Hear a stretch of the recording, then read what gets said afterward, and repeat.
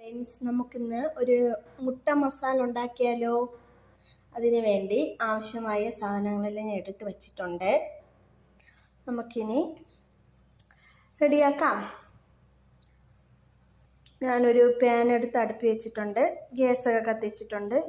ഇനി ഒന്ന് പാത്രം ചൂടാവട്ടെ. അപ്പോഴേക്കും നമുക്കതിൽ കുറച്ച് വെളിച്ചെണ്ണ ഒഴിച്ചു കൊടുക്കാം. അങ്ങനെ പാത്രമൊക്കെ ചൂടായിട്ടുണ്ട്. നമുക്കിനി വെളിച്ചെണ്ണ ഒഴിച്ചു കൊടുക്കാം. കുറച്ച് വെളിച്ചെണ്ണ ഒഴിച്ച് കൊടുത്തിട്ടുണ്ട്.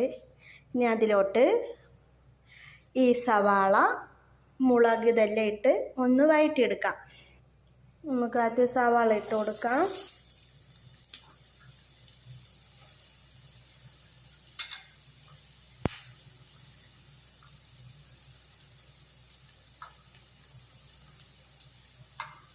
മുളക് ഇട്ട് കൊടുത്തിട്ടുണ്ട്. ഇനി ഇതിനെ ഒന്ന് നമുക്ക് വഴറ്റിയെടുക്കാം. നന്നായിട്ട് വഴണ്ട് വരണം.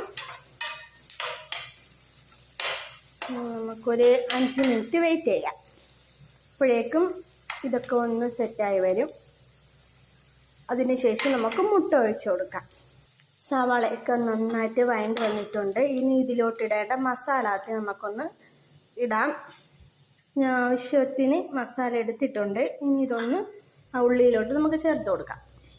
അങ്ങനെ മസാലയൊക്കെ ചേർത്തിട്ടുണ്ട്. ഇനി ഒന്ന് നമുക്ക് മിക്സ് ചെയ്തെടുക്കാം. എല്ലാം കുറേശ്ശെ എടുത്തിട്ടുള്ളൂ. 2 മുട്ടയ്ക്ക് കണക്കിനാണ് ഞാൻ ഇതെല്ലാം ചേർത്തിട്ടുള്ളത്. ഒന്ന് ഇതിൽ കുറച്ച് ഉപ്പും കൂടി നമുക്ക് ചേർക്കാം. ഉപ്പ് ചേർത്ത് കൊടുക്കാം. ആവശ്യത്തിന് കണക്കിന് ഉപ്പ് ചേർത്താൽ മതി.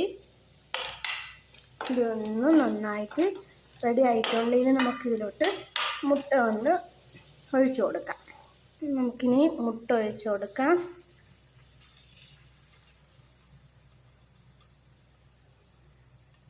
ഇനി നമുക്ക് ഇതൊന്ന് നന്നായിട്ട് മിക്സ് ചെയ്തെടുക്കാം. ഈ മുട്ടയെല്ലാം ചിക്കി എടുക്കാം.